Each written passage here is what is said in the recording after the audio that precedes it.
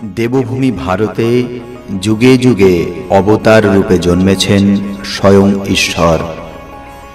এমনই এক দিব্য জীবন যার সাথে কথোপকথনে সেই সাক্ষাৎকার তুলে এনেছিলেন শ্রী মহেন্দ্রনাথ গুপ্ত। শ্রী গদাধর চট্টোপাধ্যায় হুগলি জেলার কামারপুকুরে জন্মগ্রহণ করেন এবং পরবর্তীকালে দক্ষিণেশ্বর কালী মন্দিরে কঠোর সাধনায় সিদ্ধিপ্রাপ্ত হন। তার নাম হয় শ্রী শ্রী রামকৃষ্ণ পরমহংস। শ্রী শ্রী রামকৃষ্ণ কথামৃত শ্রী রামকৃষ্ণের বাণীর অমৃত। ইহা একটি বাংলা 5 খণ্ডের রচনা, যা মহেন্দ্রনাথ গুপ্তের কথোপকথন। শ্রী শ্রী রামকৃষ্ণ কথামৃত একটি পবিত্র ধর্মগ্রন্থ হিসাবে অনুসারীদের মধ্যে সম্মানিত। আপনারা শুনছেন দেবভূমি ভারত।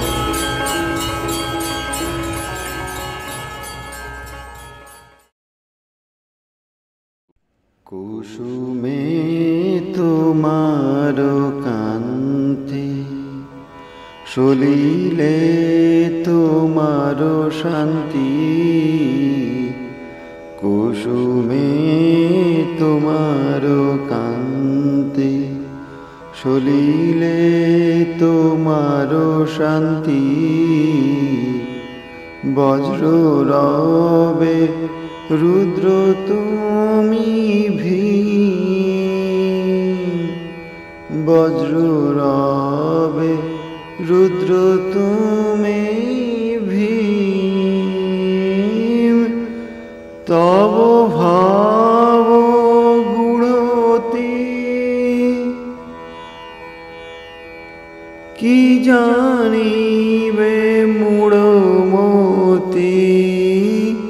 তব ভাব গুড়য়তি কি জানিবে মূঢ়মতি। ধ্যায় যুগ যুগান্ত অসীম, ধ্যায় যুগ যুগান্ত অসীম। আনন্দে সবে আনন্দে তোমার চরণ বন্দে। আনন্দে সবে আনন্দে তোমার চরণ বন্দে। কোটি চন্দ্র কোটি সূর্য তারা, কোটি চন্দ্র কোটি সূর্য তারা। তোমারি রচনারি ভাবল নর নারী। তোমারি রচনারি ভাবল নর নারী। হাহাকারে নেত্রে বহে ধারা, হাহাকারে নেত্রে বহে ধারা।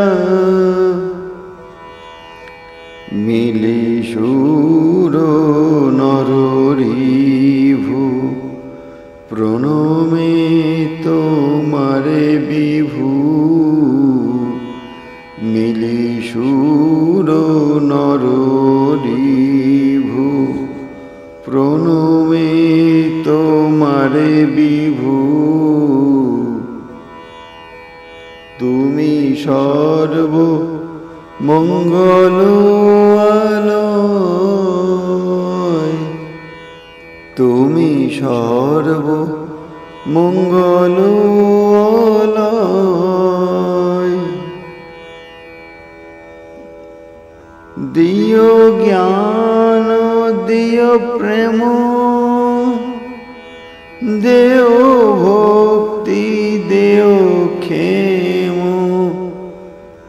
দেও জ্ঞান দেও প্রেম দেও ভক্তি দেও ক্ষেম দেও দেও উপদে আশ্রয় দেও দেও উপদে আশ্রয়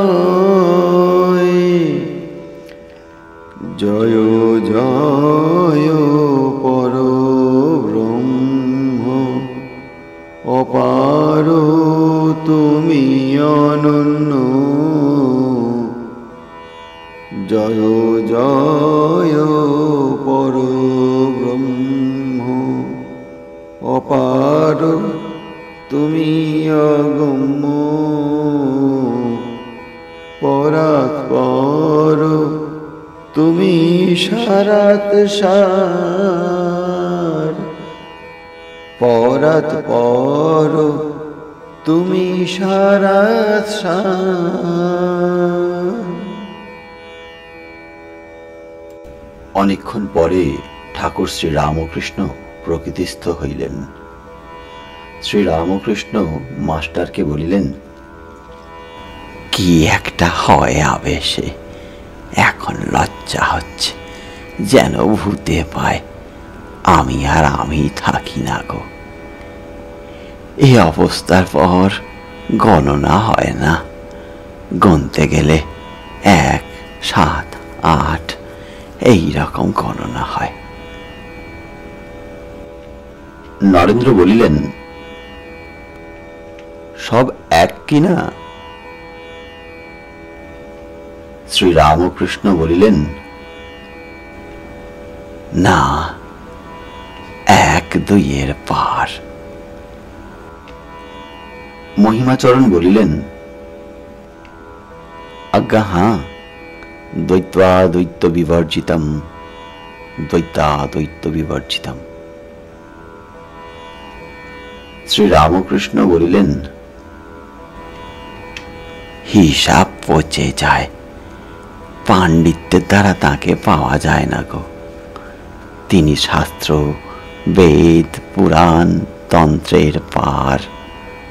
হাতে একখানা বই যদি দেখি, জ্ঞানী হলেও তাকে রাজর্ষি বলে কই, ব্রহ্মর্ষির কোনো চিহ্ন থাকে না। শাস্ত্রের কি ব্যবহার জানো? একজন চিঠি লিখেছিল 500 সন্দেশ ও একখানা কাপড় পাঠাইবে। যে চিঠি পেলে সে চিঠি পড়ে 500 সন্দেশ ও একখানা কাপড় এই কথা মনে রেখে চিঠিখানা ফেলে দিল। আর চিঠির কি প্রয়োজন?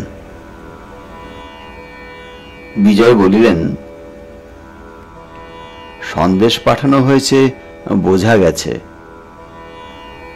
শ্রী রামকৃষ্ণ বলিলেন, মানুষ দেহ ধারণ করে ঈশ্বর অবতীর্ণ হন। তিনি সর্বস্থানে সর্বভূতে আছেন বটে, কিন্তু অবতার না হলে জীবের আকাঙ্ক্ষা পুরে না গো, জীবের আকাঙ্ক্ষা পুরে না, প্রয়োজনও মেটে না। কিরকম জানো? গরুর যেখানটা ছোবে গরুকে ছোঁয়াই হয় বটে, শিংটা ছুলেও গাইকে ছোঁয়া হলো, কিন্তু গাইটার বাট থেকেই দুধ বের হয়। মহিমা বললেন, তো দুধ যদি দরকার হয় গাইটার শিঙে মুখ দিলে কি হবে? বাটেই মুখ দিতে হবে।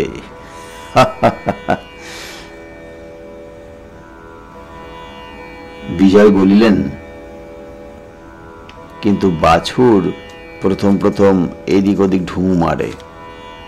শ্রী রামকৃষ্ণ হাসিতে হাসিতে বলিলেন, আবার কেউ হয়তো বাছুরকে ওই রকম করতে দেখে বাঁটটা ধরিয়ে দেয়।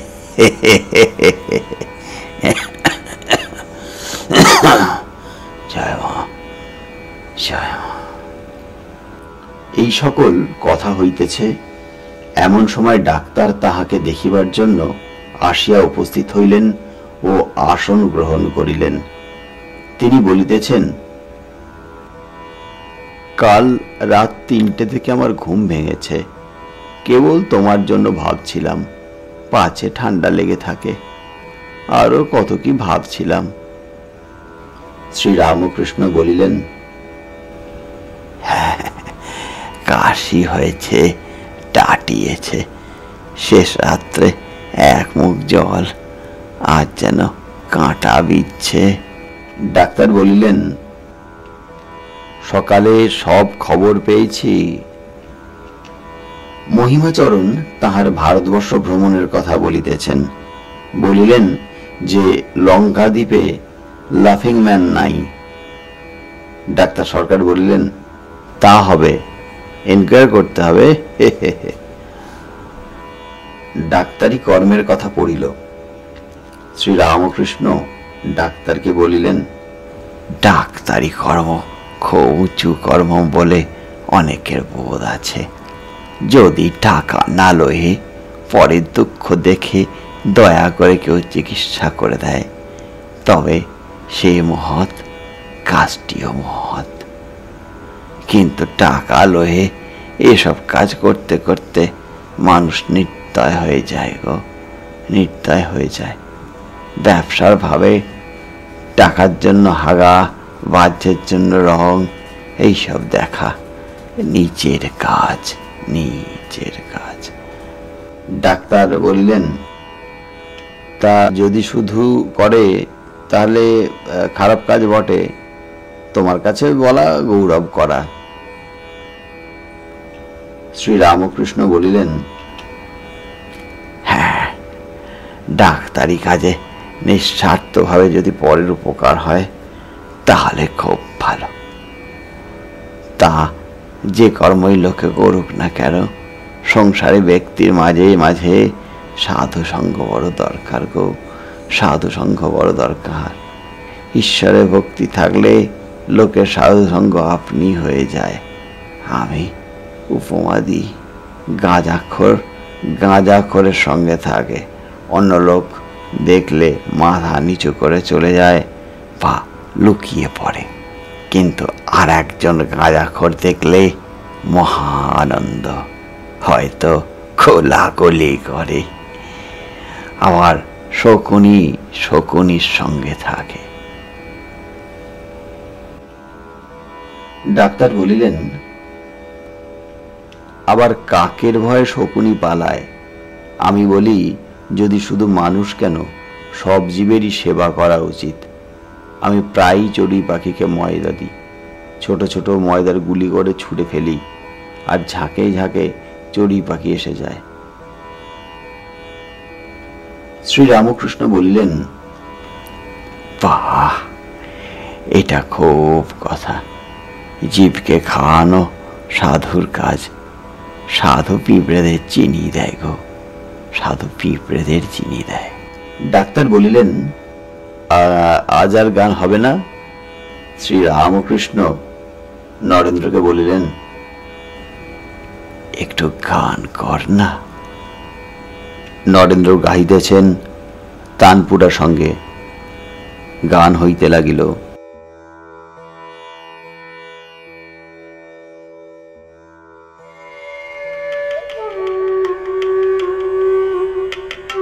আপনারা শুনছেন শ্রীমকথিত শ্রী শ্রী রামকৃষ্ণ কথামৃত। প্রতিদিন আমাদের এই চ্যানেলে সম্প্রচারিত হচ্ছে শ্রী শ্রী রামকৃষ্ণ কথামৃতের এক একটি অধ্যায়, পরিচ্ছেদ। আমাদের চ্যানেলটি থেকে শ্রী শ্রী রামকৃষ্ণ কথামৃত শোনার জন্য এই চ্যানেলটিকে লাইক এবং সাবস্ক্রাইব করে রাখুন এবং বেল আইকনে ক্লিক দিয়ে রাখুন, যাতে প্রতিদিন সময় মতন এটি আপনি শুনতে পান।